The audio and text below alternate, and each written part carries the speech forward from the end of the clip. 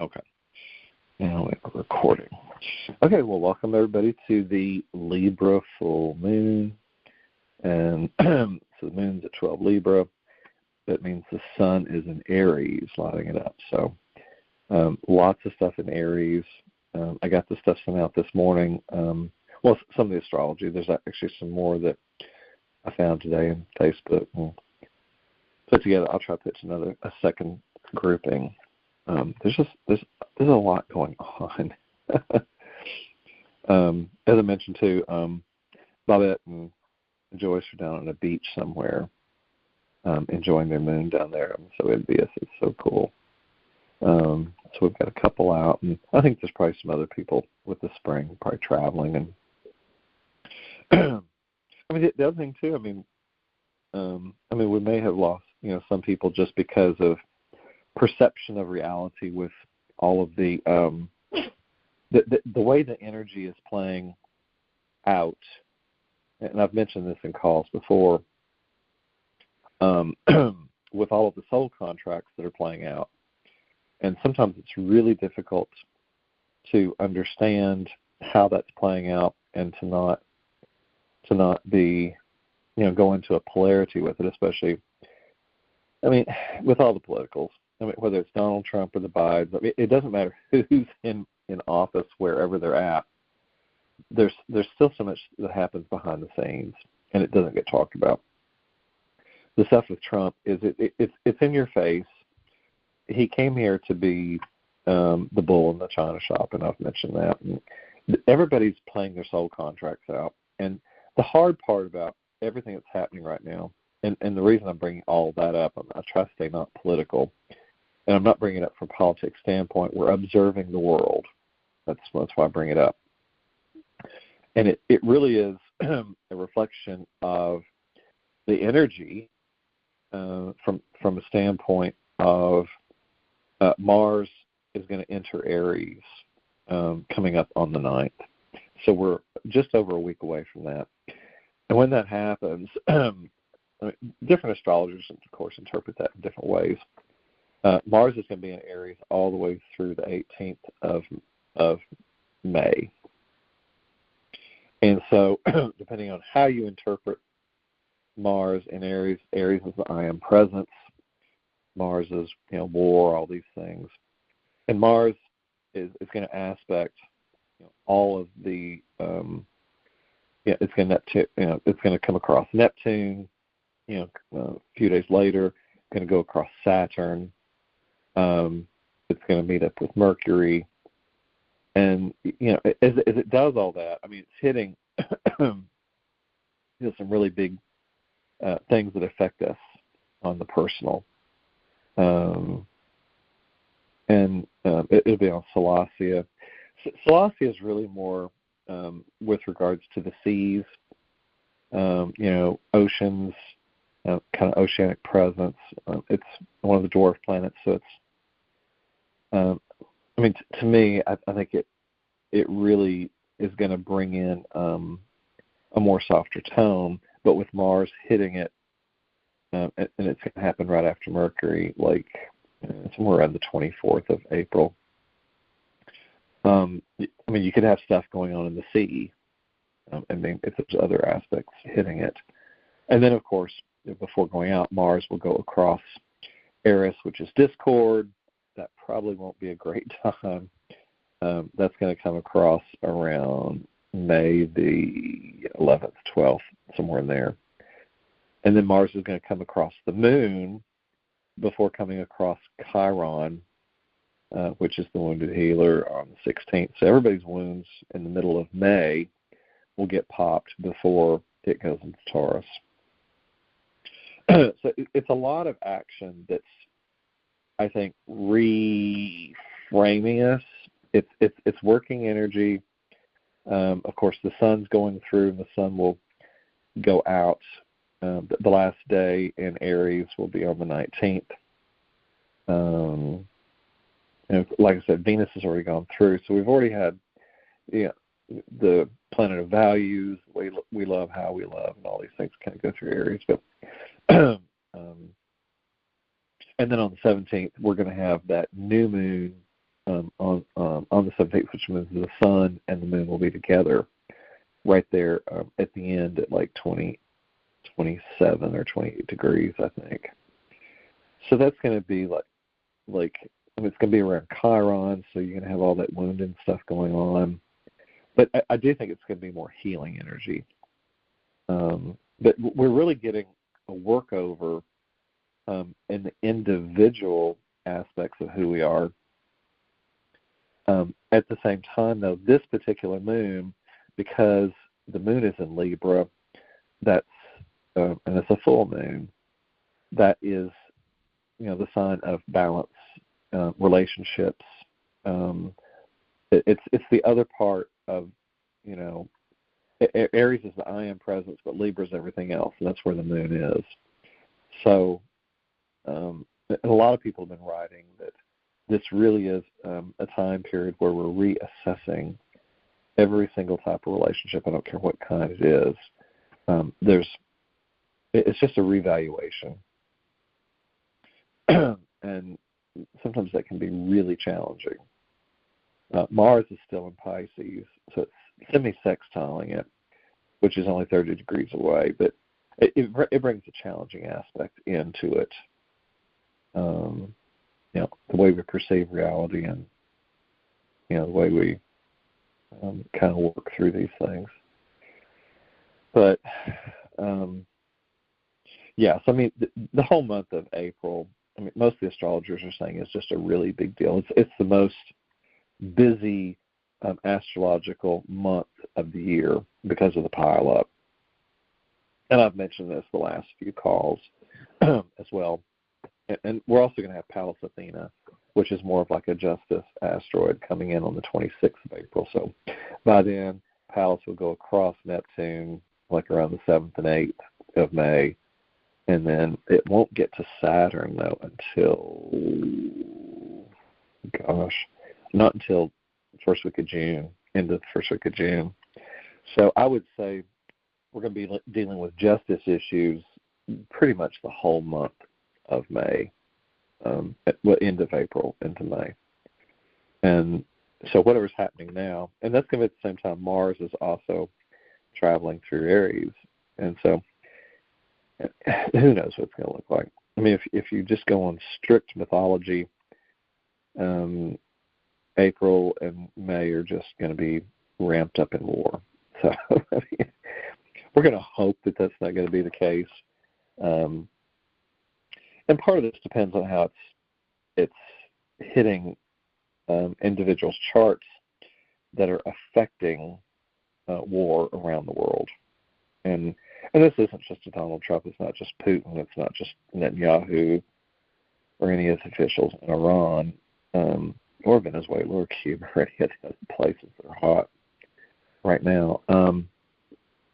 It really is everywhere. It's about injustices. There's so many huge themes that we as humanity have just not been dealing with, and this is forcing us to have to deal with things. It's an in-your-face energy. It says, we can't just tolerate this over here anymore. We have to work with this energy. So I really think that April's going to be. It doesn't have to be volatile in a bad way. Y'all know I try not to label things as good or bad because at the end of the day, it just is. And I think it's a mistake to try to project a value on what we think we see in the world. And I've always said this too. If something's happening in the world, it was meant to happen. Nothing happens by accident. All of this change that's happening in the world, even though it's certainly uncomfortable, is necessary to get people to wake up. And if people are in a slumber, you're going to wake up in all sorts of ways. If it means it's going to affect your pocketbook, you're going to wake up. You're going to make some new decisions. If it's affecting you, in relationship standpoint, if it's affecting you in resources, if it's affecting you weather-wise, there's so much out there. the main thing is that it's testing each of us to the core. And if we're in reaction, then then you're in reaction to something. If you're able to stand wherever you are on the planet, in your own sovereignty and in peace, that's really the name of the game, I think, for everything right now. That does not mean that you don't care about things that are happening in the world. It doesn't mean that you aren't sad. It doesn't mean that when you observe all the stuff that it's not hitting you in your core. It's very difficult to watch what's happening with a lot of things in the world. And at the same time, sometimes you have to have the dark break things up to get you to move, either individually or collectively, to create change. Change is necessary right now because so many people are just stuck. There's people stuck in routines and patterns, behaviors, thoughts. A lot of people are just on autopilot. They're asleep. And I remember so many times when, Judith and I would, talk about, she never went into depth about, any individual client things. I mean, there was some people she worked with and asked me to work with her on them, and they wanted me working with them too. But I mean, just overall themes of things. It's sad how many people, and I'm sure each of you, if you worked with her at any point, sometimes she may tell you you're in a void. And a lot of people, I don't think, really had an understanding of what that meant. When Jude would say, "Oh, you're in a void," it's kind of like where you go into stagnation, and you're just floating along. You're not really creating actively as a God presence. You are more in response and reaction to everything else out there in the in your world, whether it's your family, your friends, the dynamics at work, or whatever your life is contained in. You're in reaction to the world and not necessarily creating from the core of your being. And some people just completely void it out most of the time. I've been in that space. I mean, heck, sometimes I think I'm still in it a lot of times. But at the same time, there's a difference of being in a void and then being in union and communion, in peace with all that is. If you're on this inward journey, sometimes you have to back away from the external world to gain clarity, but also to take your power back. Sometimes taking your power can be just such a simple thing as to disengage from the things that want to pull you into trauma drama. And it's a simple thing, but it is a way of taking your power. That doesn't necessarily make you in a void. But the point to all of that is that no matter what's happening in the world right now, if people are in a void, this is the kind of energy for the month of April and May, for sure, even probably going into June up through the solstice. This energy is going to take everyone out of a void. So if people are feeling stuck and they don't know how to make a decision with relationships, there will be circumstances that come forth, I think, to activate and create reactionary dynamics that will force people to make decisions.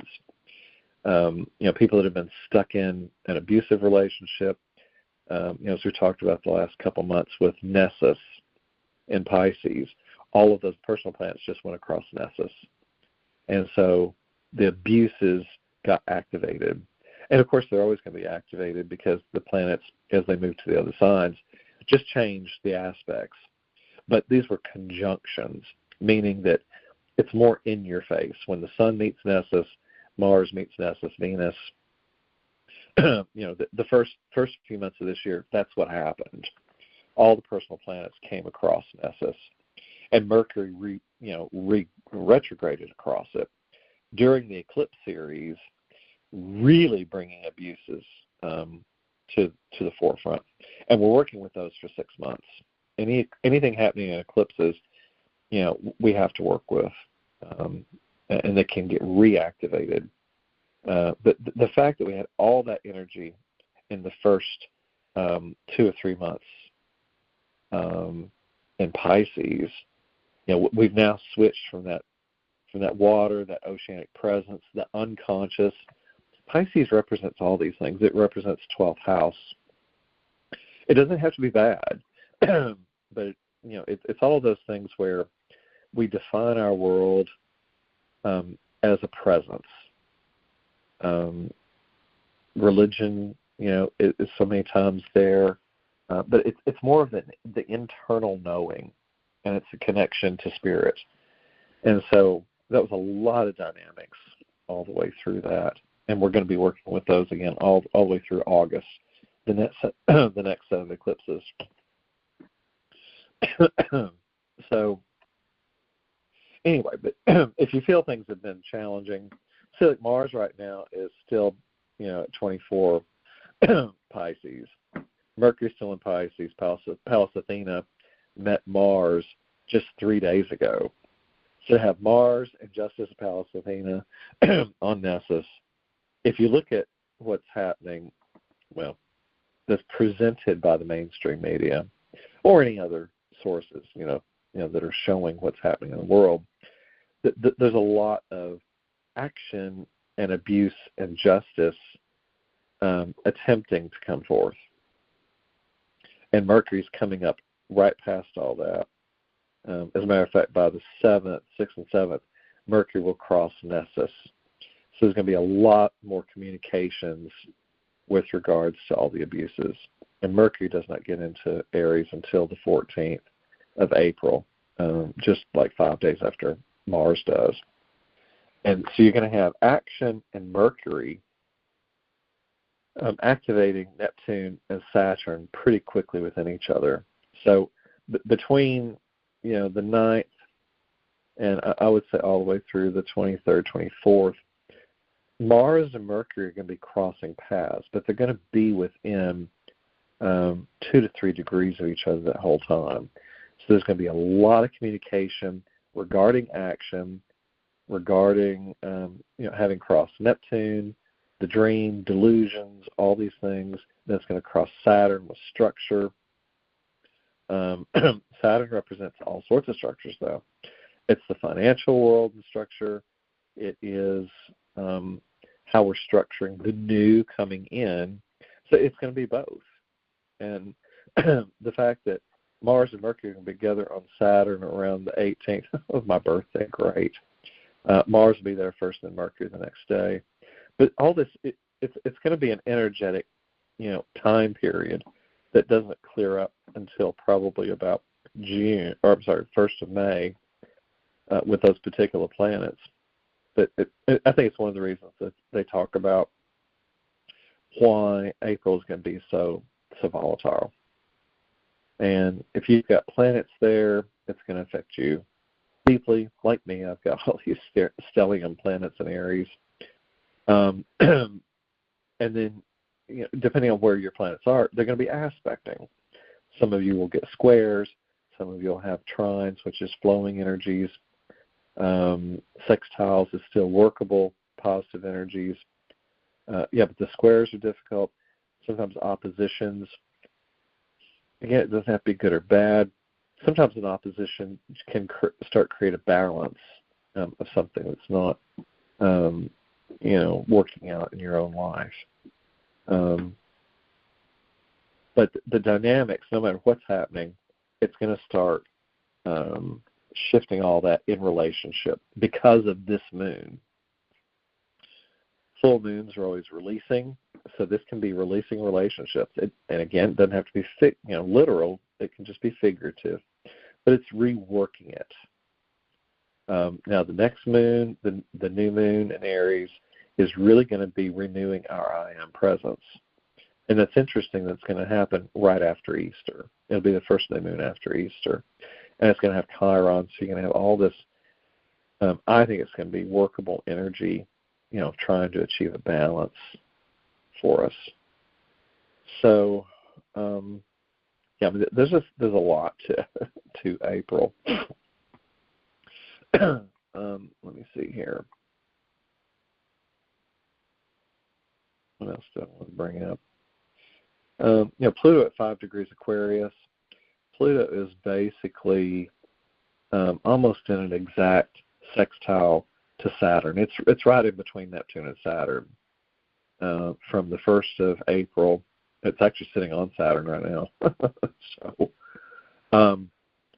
but it's going to be very workable, with those two planets. Of course, Pluto is, transformation. It's death, rebirth. If you look at it on the micro level, and look at it in the positive way, because it's sextiling, it really is taking us to the core of who we are, with the new dream, the new structures, within our body, within the mitochondria, the DNA.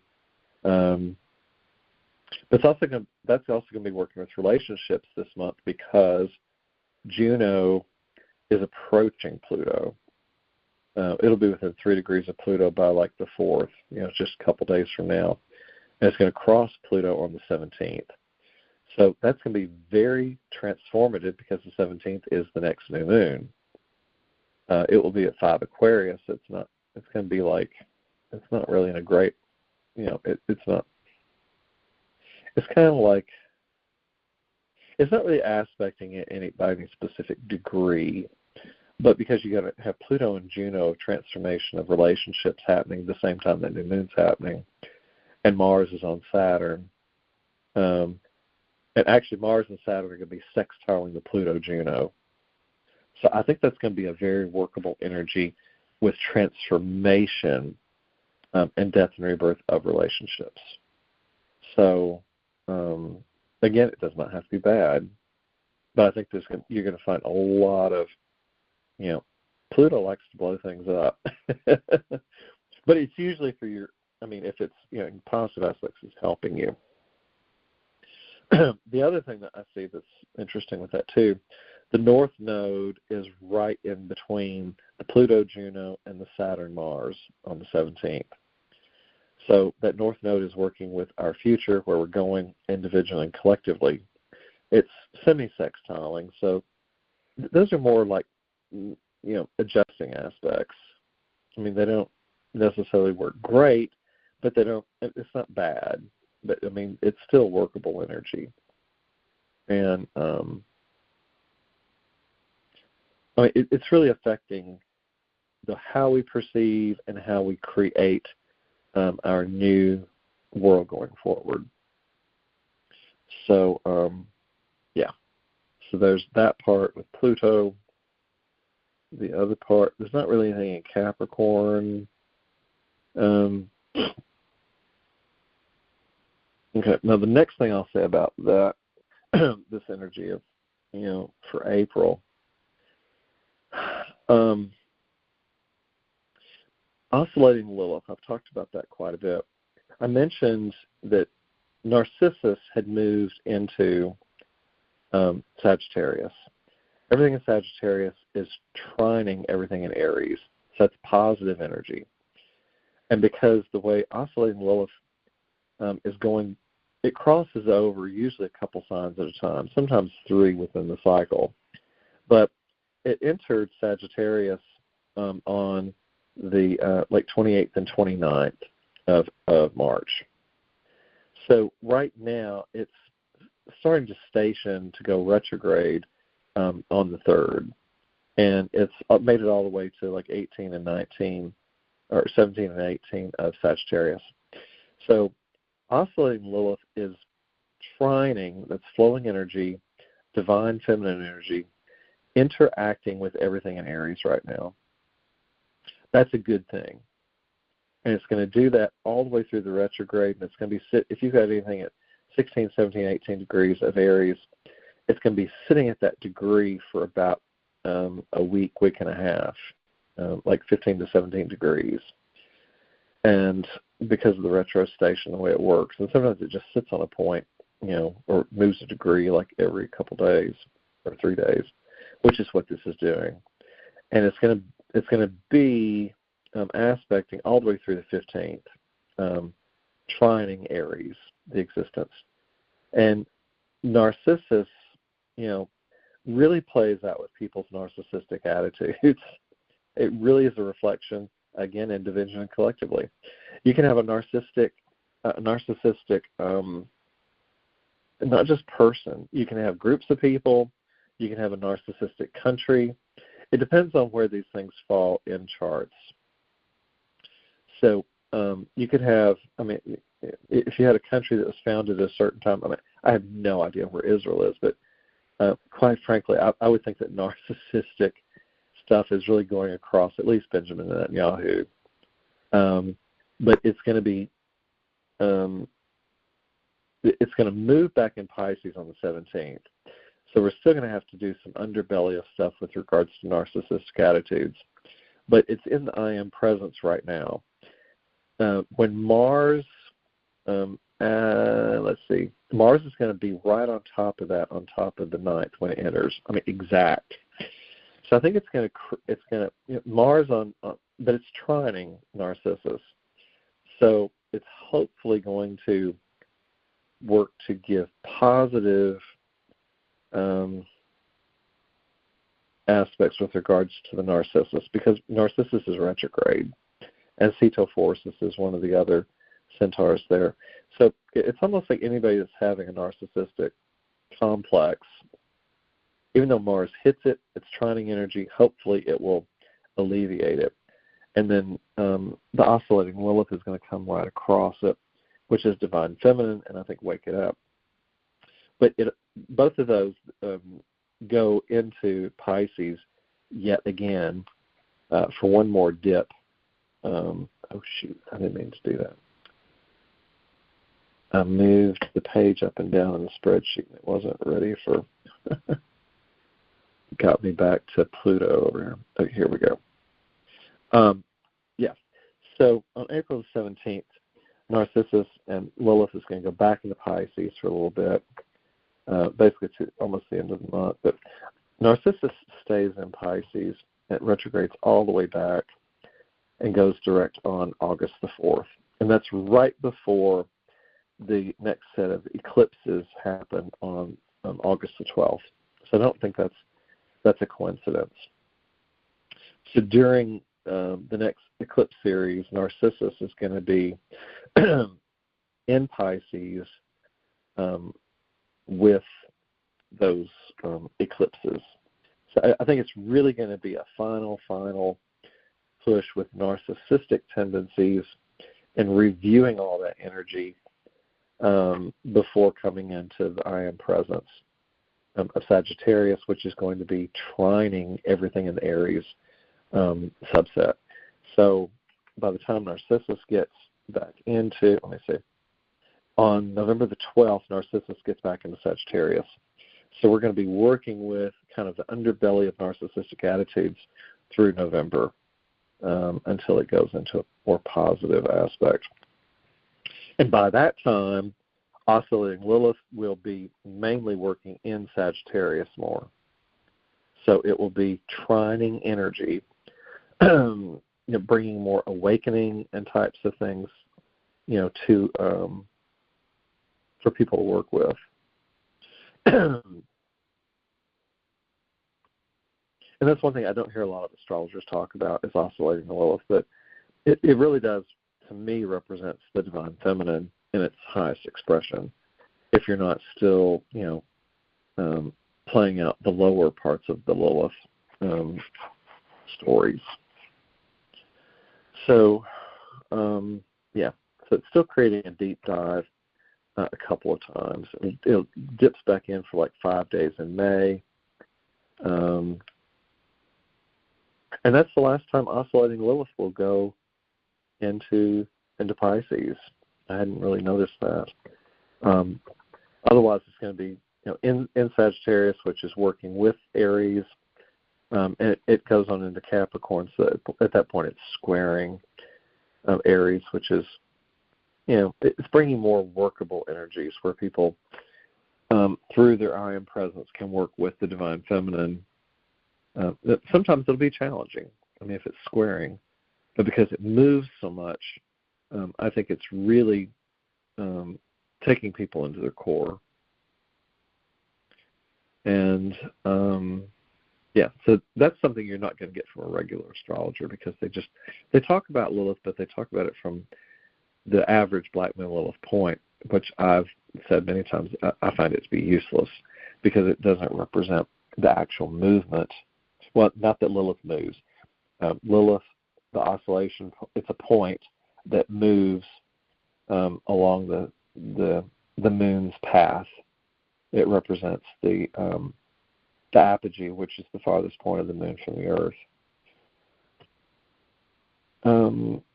Okay, so that's talking about narcissistic behavior and divine feminine expression. So let's go then. Let's see, what else did I want to hit on?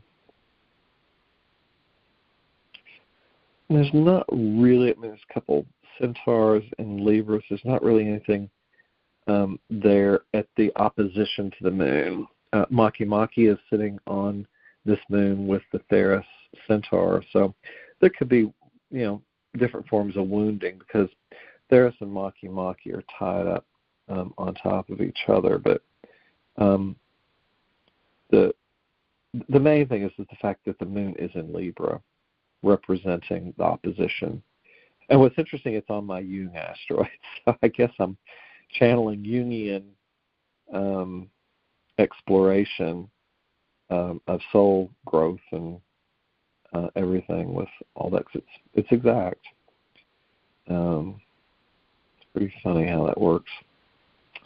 Virgo, we've got the Judith asteroid going retrograde, and the John asteroid's going retrograde just in front of Judith, and both on the south node, like within a few degrees. So I really do. I think Judith is working with us and works with me through all of this when we do this stuff. The Gregory asteroid is also, it's interesting, all three of those are in Virgo. So you never know. Let's see, Leo does not really have a lot going on. It's pretty clean and clear. Varuna's in there, and Solaris and Chiclus, a couple of centaurs. But Jupiter's the next biggie. Of course, it's in Cancer, so that is squaring the Aries I am presence. So wherever, it's basically at 15 degrees now, later 15 degrees, and it's going to move through to 19 degrees by the time it gets out of, I did it again. If I don't put the cursor down when I go down with it, it just moves all over the place. But by the 1st, it's to the 19th. So it's really from 15 to 19 degrees for the whole month of April. Jupiter's going to be squaring Aries. And Jupiter will actually be squaring Aries all the way until, where is it at? Until June the 29th. So that will be after the summer solstice. Jupiter will be squaring the entire Aries existence. Later on in the summer, actually, I was going to say it'd be squaring Chiron, but Chiron moves on into Taurus. So we'll be working with more earth wounding and energies and things like that. And that's a whole other topic. But, So, and of course Jupiter blows things up, makes it expands, and it doesn't have to be a bad thing. As a matter of fact, Jupiter can really bring a lot of positive, things to us energetically. Let's see, what else was there? So for the whole month of April, through the 23rd, 24th, Venus is in Taurus, and it's, that's her home sign. That's what she rules. It's how she grounds, things for us. Ceres is also there. Ceres is more of a higher octave of Venus. Ceres is all about nurturing. And that's semi-sextiling everything in Aries for the whole time it's in Taurus. And Ceres went in on the 14th of March, and it's going to stay because it's more slow moving. It does not leave until the 29th of May. So really 10 weeks Ceres is going to be in Taurus. And of course with Venus, for these, from the 30th to the 24th, like basically 3 weeks. So it's going to be really working the energy a lot. The other thing that's going to come up at the end of the month, by the time Venus goes into Gemini, Uranus is going into Gemini. And so it leaves Taurus for the final time. And that's really when we're going to have a lot of movement with regards to communication. It'd be communication in anything you partner with. I also, I've talked about this before. Gemini is the twins. And I can see it, as an interpretation of. It can be a twin of yourself. I mean, we have the internal capacity to see ourselves in different ways. Gemini could also represent split personalities. You've heard different jokes about people born with Gemini sign. They can switch signs like Gemini. But there's something about the capacity to go into yourself in Gemini, I feel like. And when Uranus goes into that, it's going to be about, everything's going to be about communication. And Uranus is going to be in that sign for a few years. But that's really when we're going to have a huge shift. And the fact that Venus is going to be there, how we value things, Uranian stuff, it's going to be shocking. So you can have a lot of shocking revelations come up with regards to communications around the 24th and 5th. And of course, Uranus is sitting on the 29th degree from about now all the way through until the rest of the first 3 weeks of April. So the fact that Uranus is going to change signs, it's going to shift the collective perception of reality, the way we communicate internally and externally. So I think we're going to find a lot of shifts potentially. We're already seeing it in social media. I mean, they've been trying to, get kids where they can't, be having accounts on social media. Australia's already done it. Germany's looking at it. And the way that we engage in social media, I would say potentially could change a lot. The fact that Venus is there, Uranus, how we communicate with each other, ourselves, but also communication with God. I mean, I think all of that comes into the fray here. Priapus is going to come right over, on the first, and of course that's the male divine feminine expression, or it's the highest function of male energy. We'll put it that way, because that's the moon's perigee. It's where the moon is closest to the earth in the path. So I think all of those are workable energy. I think they're positive energies. And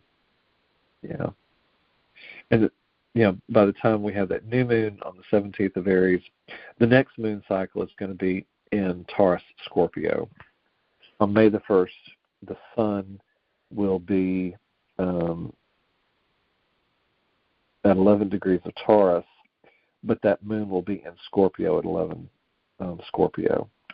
So at that point, by May, we're going to start working with, Taurus is grounding. It's also how you love, what you value, all these things, in opposition to the actual moon that's in Scorpio being lit up.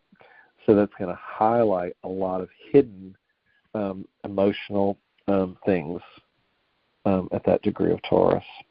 And so we'll go from working with I am presence from the sun standpoint to, or at least for that particular moon, then we'll be working with some hidden aspects. And I do think that that's going to start pulling even more stuff, secrets forward and stuff like that. Because on the 16th of May, then we'll have a new moon with the sun at 26 degrees. And what's really interesting about that one, Ceres is right in the middle of it. That's a very nurturing energy. So you're going to have the sun on Ceres with Mercury, which is communication, and the sun and the moon all together. They're piled up. And the other wild card on that, it's on the fixed star Algol. Algol is usually beheadings. Politicians lose their heads, literally, figuratively. I mean, who knows? It doesn't have to necessarily be bad again. Algol can be a good energy. The fact the sun is there, it's going to light it up. Mercury is going to have people talking about it. Ceres has nurturing energy with it, though. So that would give me hope that that particular moon is not going to be too awfully bad. I hope. But that's going to be at the end of Taurus. And so it's going to create May will be an interesting dynamic between the Taurus and Scorpio axis. Well, I didn't mean to go that far into the future, but I really wanted to go to that point, though, to really give you an idea of the dynamics that are playing out. How volatile things are being, and also at that right before that moon, after the moon, 2 days later, Mars leaves Aries and goes into Taurus. So it really is important to go through the new moon of May 16th because Mars is at the end of Aries on May the 16th through the 18th. And it will basically be at that 29 degrees for a couple days on the 16, 17, 18 before going into Taurus. So that's at the anaretic degree. So I would expect a lot of action. You could have like war stuff really amp up, one last hurrah before going into Taurus. At the same time, though, Mars and Taurus, it's warrior energy going through the Earth. Taurus really represents the Earth energy. I think it's the planet. You could have a lot of warring stuff that I think affects the planet at that time. We're just going to have to see how it all plays out. But there's just so much that's activated. And the fact that all these personal planets that are really together in this part of the sky, because Venus is already, it goes into Gemini, and it's in Gemini through the 18th when Mars enters Taurus. So that's going to be an exact sextile between Venus and Mars. And Mercury is right in the middle, going between Taurus and Gemini. So that's almost like they're 30 degrees apart, but they're working together. And the sun's right there with the Mercury, too. So you're going to have a Mercury cazimi actually at that new moon on the 16th of May. So lots of energy, and all that's going to hit up with Uranus that's freshly in Gemini. So I would say that by the middle of May, the 17th, Mercury goes over and almost immediately is right there with Uranus. The sun comes across at next couple days. There's a lot happening in Gemini than in May. It basically switches more from Aries into at least Gemini for that part. So it's a lot. And if you've not heard a lot of astrology before, some of that is probably just difficult to listen to, comprehend, and that's also my interpretations of it. I'm not a professional astrologer, but yeah. And then by the end of May, there will be a full moon in Sagittarius at 10 degrees of Gemini. So the sun is in Gemini, but the moon is in Sagittarius. So that's going to activate that axis. So but that's nothing new. We move through a different axis pretty much every month.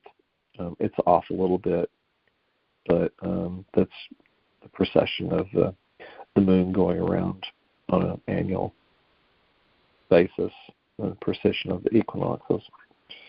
So, yeah, I guess that's the bulk of what I've got with regards to astrology. But the main thing right now I think, is to just remind everybody we're really focused on relationships. Which relationships work, which relationships don't.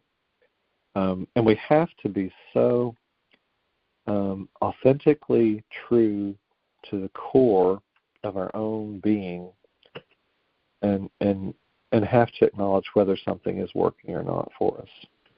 I don't think we can't fake it anymore. We can't overlook a bunch of things. If something really doesn't work for us, we have to either initiate change for ourselves or it will be initiated for us. And so, and again, I mean, life is a reflection. Every relationship is a reflection, and it doesn't matter how long you've been in it. The other thing that goes with this too, when Saturn entered Aries, it started a whole new Saturn cycle, and Saturn goes 29-year sessions, as I've mentioned before. So Saturn came in on the 13th of February. So we are 6 weeks, basically, into this new Saturn time period. Saturn was in Aries for the eclipses, so it really is bringing in the new structures. And with regards to relationships, again, it works like clockwork. Because it was with the eclipses in Aries, it's really changing the structure of relationships, but also the time period. So a lot of relationships ending in the next 6 months, and new relationships are coming forth that are going to accelerate and assist people in soul evolution. Again, Aries is the I am presence and how you see yourself in the world, and that's going to give a new structure. So any relationships coming up in the next 6 months, to me, have the potential for staying power for the full 29-year cycle. So that's going to be a while out. And Neptune's right here with it. So, I mean, it really is part of the new dream, so relationships coming in, and this is going to be all the whole month the whole year of 2026. Saturn, is going to go retrograde, of course, in the sun. It does not go back into Pisces. It goes direct again on December the 10th at like 7 degrees. So, and I think it gets all the way to 15. But Saturn really is weaving in and out, of our current new creation as far as who are we. It really is sewing together, and I mean sewing like a sewing machine, a new structure of all that. The other part was Chiron. I've talked about that before. Chiron does leave Aries for just a bit. It makes it on into Taurus on June the 19th. So just right before the summer solstice, Chiron will be out of Aries and into Taurus. So the wounding of the I am presence we've been working with for the last 7 or 8 years, it's going to go in Taurus for a little bit to work, give us that energy, but comes back on the 17th of September. That's going to be after the fall eclipses, and it's going to be, taking us back for, one last little pass through Aries before next year, and it will be done. I think on the 6th of January it goes direct again, and then by a couple months into next year in 2027, Chiron and the wounding of the I am presence, basically it's like it's like an 8-year process of Chiron. That wound part will be done, and we'll be in Taurus with regards to wounding, and that's another topic for another day.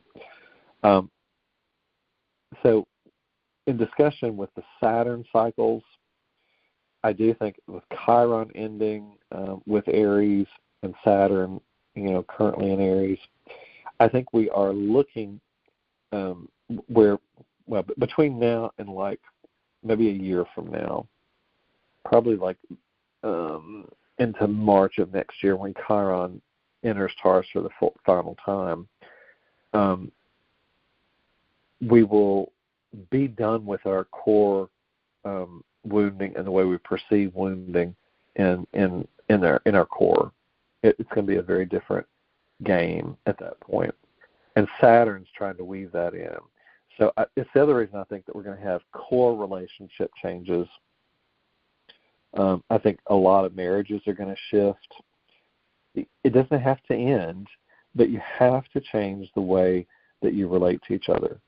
If you're in a place where things feel stuck, if you're in a place where there's not a lot of movement, and any of you that have been married for any period of time, you'll know you go through cycles where sometimes you're both in sync, sometimes you're not in sync. If one of you is going a different direction with your career, if one of you is going a different way, you want family done it. There's all sorts of things that happen in relationships. But the main thing that's happening now, because of this 29-year Saturn cycle, anything that doesn't fit you, it's just not going to feel right in your core anymore. And that's partly because of Chiron, the way you perceive your own wounds. But by March of next year, that will be totally shifted out. But the Saturn of structure is changing the relationship dynamic. So, and of course, everything in Aries is in opposition to Libra, which is the relationship signs. So, and again, this is every single type of relationship, every structure that makes a relationship, and it's all up for review.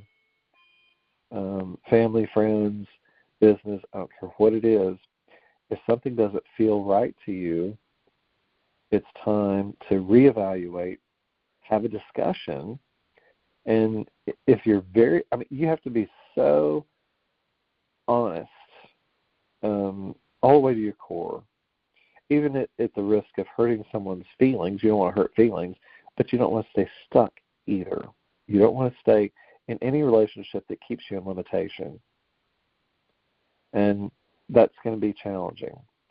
It's going to change. I think this dynamic is going to change so much in relationship. Not just family and friends, but imagine business relationships. This is changing the core of who we are, how we define ourselves, how we interact. And this is relationships of nations, it's relationships, countries, city-states, group dynamics, everything. If you look at worldwide groups, you've got the WHO, the World Forums, you've got NATO, any of them. This is every single type of relationship, every type of structure, every type of business, setup. Because Saturn is in Aries, it represents, what does that look like? So I really think we're going to go through a huge change through 2026 and 2027 with regards to the wounding anyway. So, and that leads me up to my Saturn return, which I think comes up in April of 2027. Woohoo! People get scared to death of Saturn returns. I don't want to get to something and parrot a lot of people say, "Oh God, I don't want my Saturn return." I'm really working with myself in a conscious way, so I think a Saturn return can be wonderful. And if you've been doing the work, if you've been doing the soul, expansion and all of that, I think it can be a good thing. I don't think it has to be a bad thing. And again, not that there's anything good or bad on the planet; it just is. But if you look at the totality of the soul accumulation throughout time, if you've worked with that energy and you've transmuted a lot of stuff, then you're not going to have a lot of polarity when you go into the second Saturn return. And I have done a lot since my first Saturn return. Again, the Saturn returns are around 29 years, 29, 58, 87, if you make it to 87. Most people don't get to the third Saturn return. And a lot of that's because of the genetic and ancestral inheritances and the karmic inheritances from previous lifetimes and things we do in this lifetime. So depending on where you are in all of that, you can ascertain where you're at. And a lot of people on this call, you're already in your 60s and 70s, so you've already had the second Saturn return. At 57, 58, 59 years old, you can probably know exactly what you were doing and what dynamics you were trying to clear out. Again, that is core soul growth. You can have relationships ending. And the Saturn cycles can start at any point in your life, but it's like when Saturn returns to that place when a relationship began, and the Saturn cycles run in quarters. A lot of astrologers talk about that. You have your first 7 or 8 years, and then you get up to like 14 and a half, 15 years, then you get to like 22 and a half years, and then to 29 years. And a Saturn cycle can end at any of those times or start at any of those times. If it's something that you came here to do and it's past life stuff.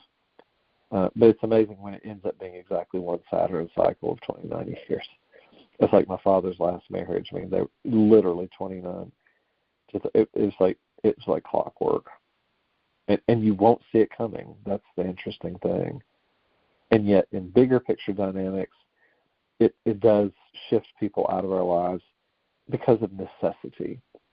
There's so many people, I've had this conversation a lot with people where they're talking about they feel, stagnation.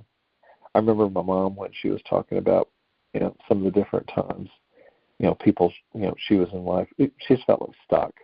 And again, when we can't make decisions, then the external world will bring in unconscious dynamics which will force the change. If we're not in a place where we can shift and grow and learn, then something else will happen that creates the shift for us and bring in yet another set of relationships with other people that can accelerate the soul growth. And some people really get accelerated and can move at lightning speed in which they wake up with regards to the types of souls they come in contact with. So, okay, well, I never think about where I'm going with these calls. I just kind of get in the mode and spirit just talks, and whatever comes out, comes out. And it either works for you or it does not. Anything that doesn't work, put in the trash. Jude always used to say that, and I say it too. Just because we've talked about it and suggested certain things in the past does not mean that we know all. I certainly put any of this out there that helps you, and I would not put anything out there that I think would hurt or take away from your soul path.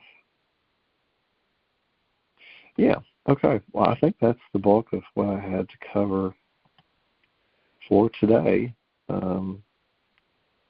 Hopefully we've had a couple more other people log in. I mean, definitely much more skinny than okay, we've got 10 in my computer, so there's 9 of us in people. 9 is completion. That's a great number. Since Bobette and Joyce are down at the beach. Can y'all tell I'm a little jealous? I'm not jealous. I'm happy for them. I am ready to go to a beach. There's something about water. I want to get to water so I can just have all that wonderful washing away of everything that doesn't serve us anymore. I've got all sorts of energy I want to wash out. Walk on that beach and just let it wash it all away. So, okay, well, that's the bulk of all that. So I guess let's all get in our nice, comfy, lazy chairs, places where we're going to be comfortable and can go into our deep meditation world. I don't know about y'all, but I've talked to some different people that say sleep patterns have been really challenging. There's, again, like all these solar flares, I think are difficult energies to deal with. And most people are totally unconscious of those things, but they do affect us. I think on a bigger level, they're affecting our biochemistry. They affect, just the core magnetics, I think, of how we function. Science is certainly catching up to a lot of those things. We've talked about this stuff before a lot, and I don't know what it's going to look like over time.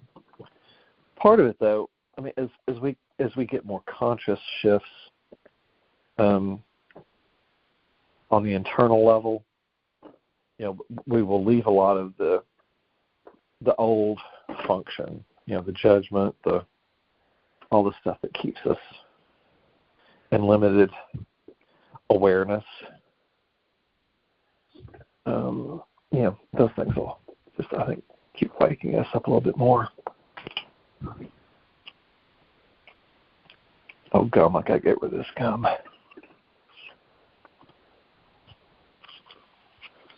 Okay. So, if you're all laid out, just get really still like we do, and we're going to go in and activate a lot of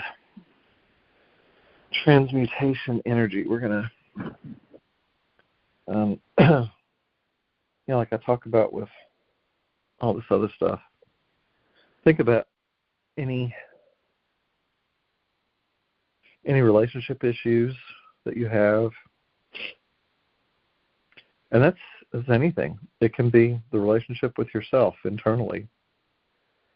If there's the little voice in your head that keeps questioning this or criticizes that, and if you're still ripping yourself apart internally, then that's a one-on-one relationship issue with yourself and God, whatever you perceive God to be, because you're an expression somehow of energy that's here, part of the oneness. So, but if there are relationship things that have come up for you with family, friends, daughters, sons, grandchildren, great-grandchildren, it's all sorts of dynamics. Especially if you're grandparents, it's really hard because the external world it's so busy taking the attention of our kids and our grandkids and great-grandkids, and it leaves older people in a deep isolation sometimes. And everyone says, oh, that's just the way the world is. Well, yes and no. Just because it's the way everyone's conditioned to be does not mean that's the highest function of what's happening. It also does not mean that you're not going to feel sad for the fact that you've got a whole family dynamic out there that you don't really have a lot of interaction with anymore. And that's your genetic inheritance. You created that energy from your core. And because there is no separation, that can really be difficult as you age, because you feel like there's a separation between you and the creation of energy, that you've manifested as children and grandchildren. So please don't diminish any of that, if you're feeling a lostness with grandchildren. And interesting Spirit threw that in there, I guess, because of the age demographic that we've got on here. A lot of your grandparents and great grandparents, and so I think that's a big thing there. But it's again, every relationship, business, it can be a partner, a spouse. Maybe you're in a marriage or significant other kind of thing where you need some shifts. Something that either the relationship just feels like it hasn't gone anywhere. If you go back and look through history, though, relationship stagnation is something every single human being talks about, because you can't be constantly, in a relationship dynamic where everything's changing all the time. Almost, I don't know of anyone where they're in a relationship where everything is in excitation, 100, percent of the time, 24/7. It's not part of the human experience. The human experience is ups and downs. It's moments where there's huge acceleration of energy. You have growth, you have expansion, you have contraction, you have pain, you have misery, you have suffering, you have, oh my God, the whole gamut. I will say there are many relationships that exist, though, that are very balanced. The dynamic that created the relationships did not come in with a heavy karmic imprint, and so they're not having to play out a lot of the challenging aspects of relationship dynamic. And again, the relationships are always a reflection of who we are as an internal presence. They are there because of your karmic inheritance, everything you put in the world through all of your lifetimes, and where you are in balancing out all that karma and releasing, but by going and transmuting the energy to bring yourself into a balance where you can bring in a more balanced energetic with regards to relationship and significant others. And again, every relationship does not have to be romantic in its essence. You can have deep friendships. You can have great, very close business partnerships where you have all sorts of things in common, and it doesn't have to take the tone of the romance. Part of that is how Venus and Neptune affect, the relationship dynamics. Some people get activated to go into core secret things. They go into wounding. They go into abuse cycles with Nessus. They go into, it's all over the map, and you know that. Part of it, and I've said this before too, it depends on what country you're born into. There's group genetic inheritances of people born on the planet within hot spots, within portals on the planet. People in India, they have a genetic inheritance. There's 1.5 billion people there. China has a genetic inheritance. Russia, the United States has a genetic inheritance. How the individuals play out the genetic inheritance individually and collectively reflects the overall work that has to be done at any given point. I didn't expect to be going into this, but just a little bit on this. So basically that's part of the reflection part we're going into. So this Aries Libra balance, Aries is your I am presence, that's where the placement is, but the moon is in Libra. So that represents the emotional expression of who we are individually and collectively. That's why you have to look at the bigger collective picture of the balance. Who is the other? That means other nations. It means other groups. That's why this moon is so important. Well, this moon and next moon. But this moon, because it's a full moon, it's the activation of releasing. All full moons are releasing. By the next new moon cycle on the 17th, that's when the real creations start with the I am presence. So whatever you're doing now, release or ask presence just to show you. Ask your guides to come in and bring you wisdom for whatever it is that you are hoping to do, whatever it is you want to jump. If you want to make a quantum jump, this is the quantum jump time. And I say that because the fact Neptune is at the beginning of Aries, structure, Saturn is there. So take this to, I thought I was done talking about this, but here we go. I'm not going to talk long, but so if Neptune is the dream, if Neptune is representing, oceans, it represents all that stuff. And Saturnus structures, I just got a hit on this. Imagine wormholes. Imagine going through the quantum field, and you're jumping in wormholes in and out of past life realities.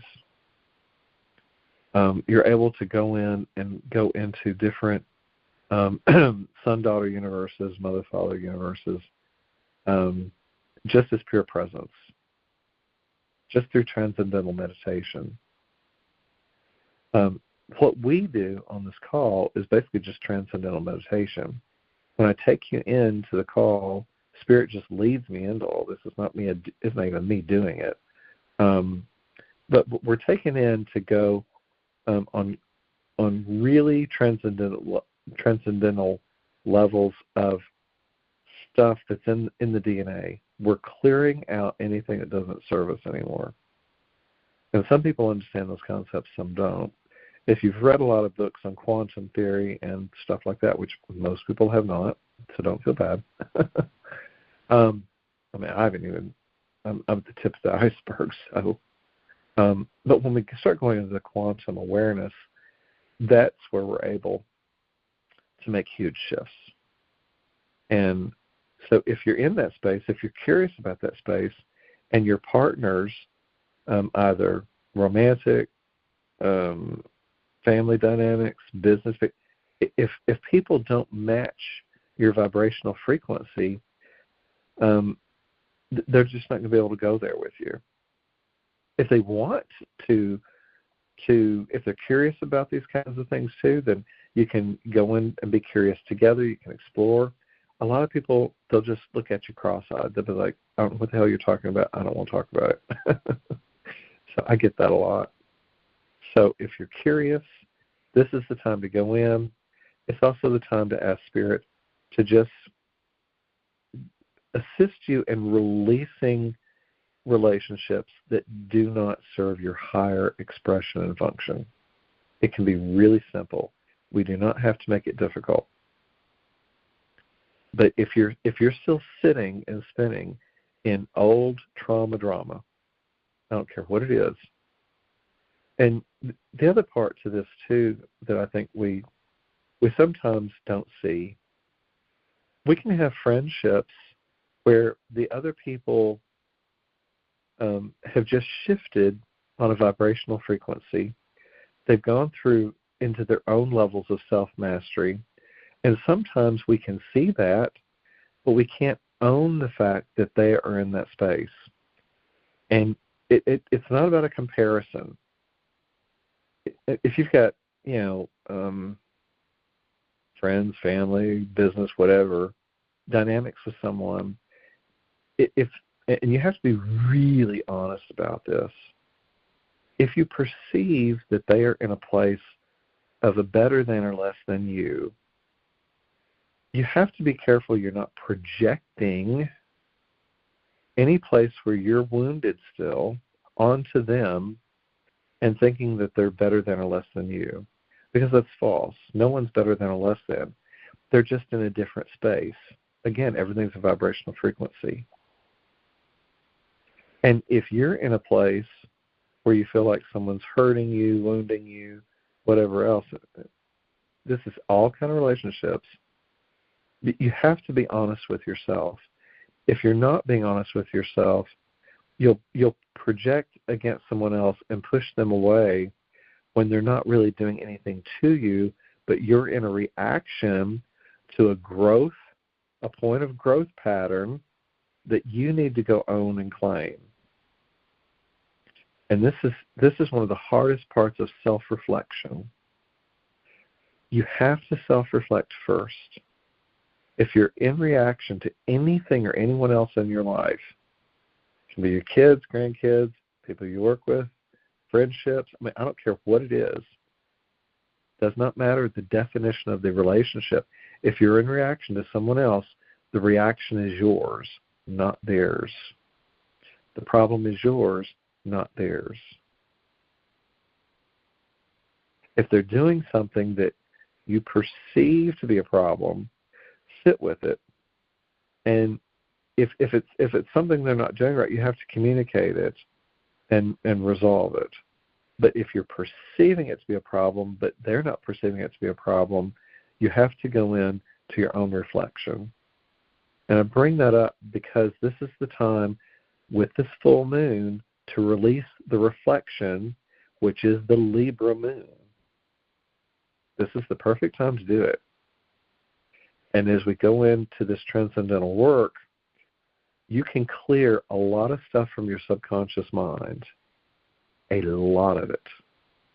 And you don't have to do anything.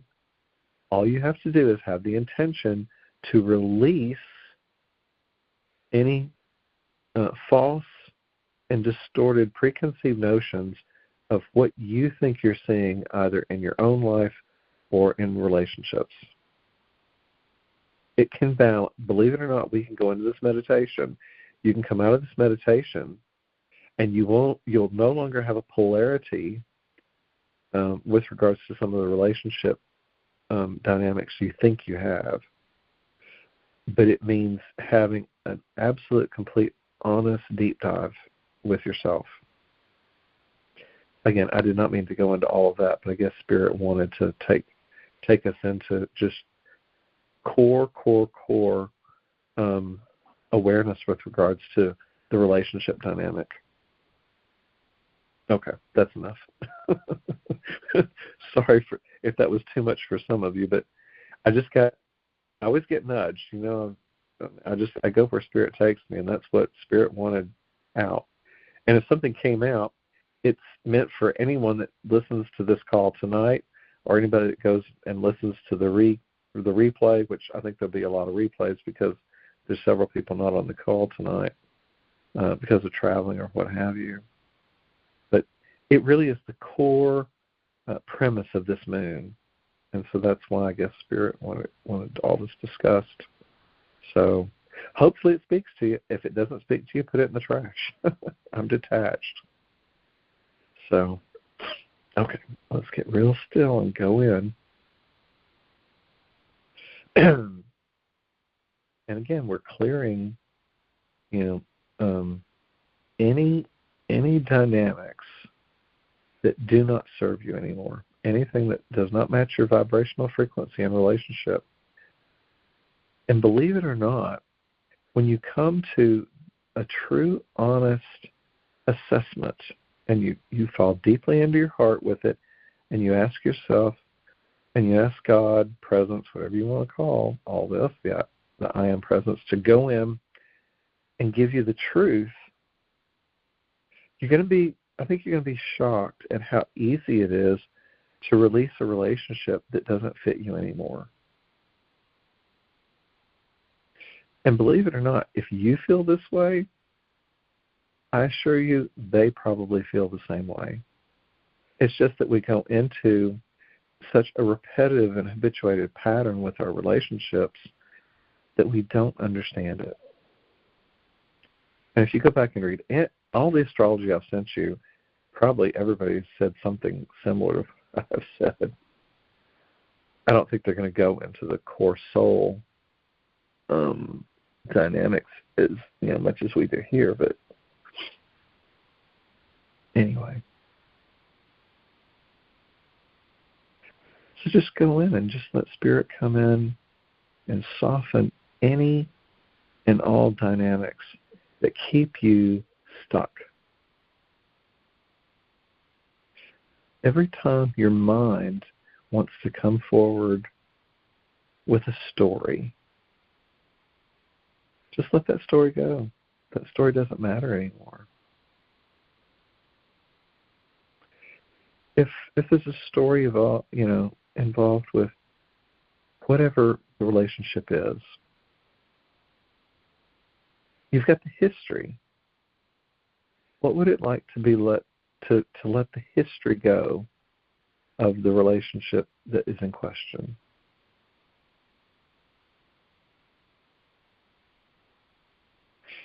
I can already feel so many people's minds cringing at the thought of attempting to let go of the history. I feel it. I'm tracking all this. for each one of you on the call.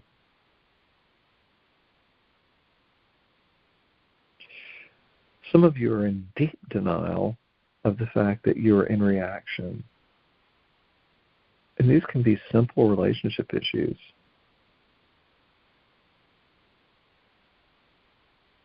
Even I'm clearing still parts of this, and I've been doing this work for 20 years, almost.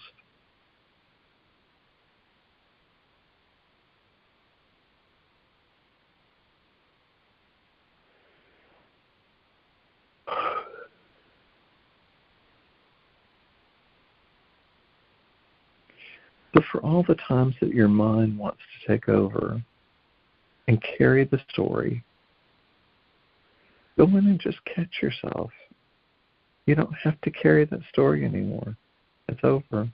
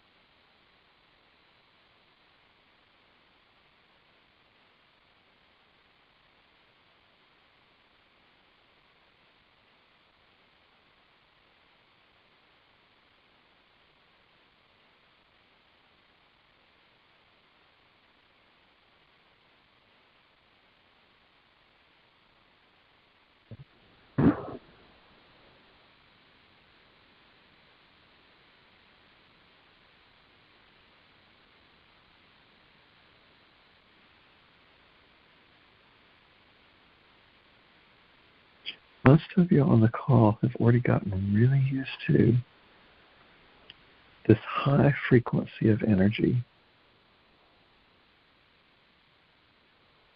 This is literally permeating all the way to your core essence.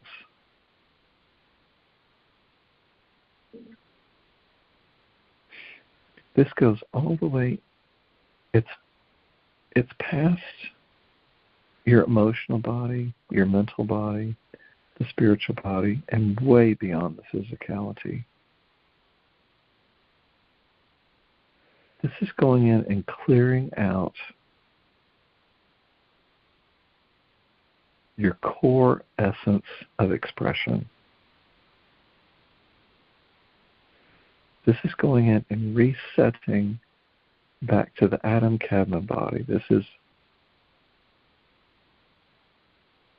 the divine blueprint.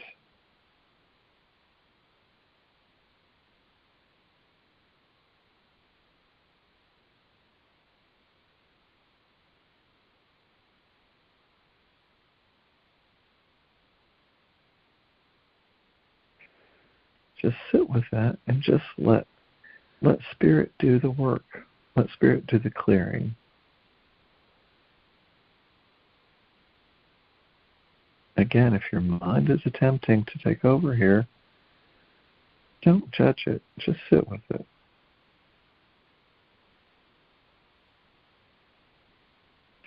And before you know it, you may even feel like you've fallen asleep, but you're actually jumping timelines. You're shifting realities. You may feel so light that there's a part of you that feels like you could just levitate.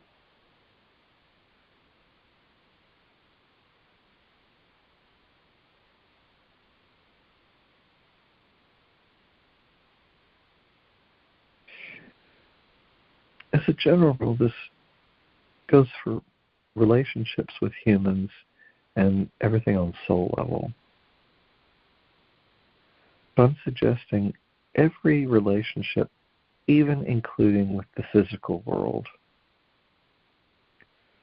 if you feel like you're stuck because you still have a relationship to your stuff, if you have a huge amount of excess of the material world and you feel like it's trapped you, if you feel like you're enslaved to it, if you feel like you can't release it, what are you holding on to?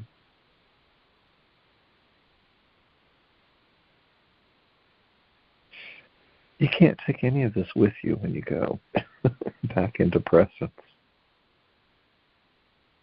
It's just physicality.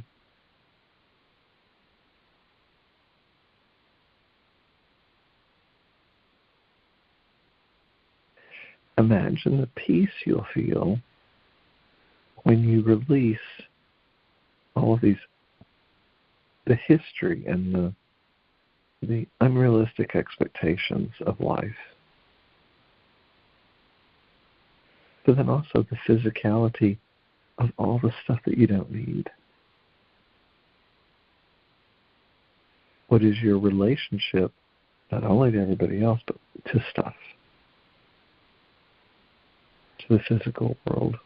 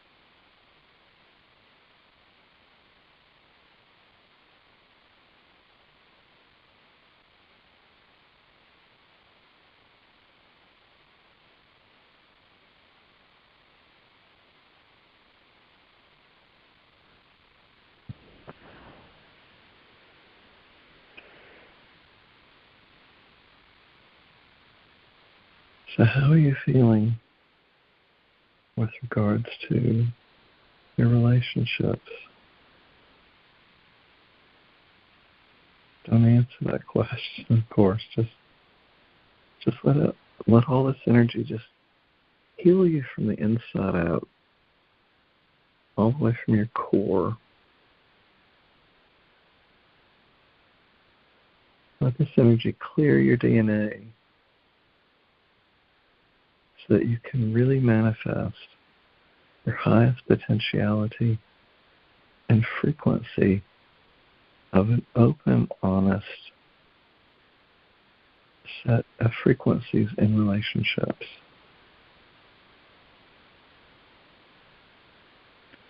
Relationships that can take you beyond anything you ever dreamed of.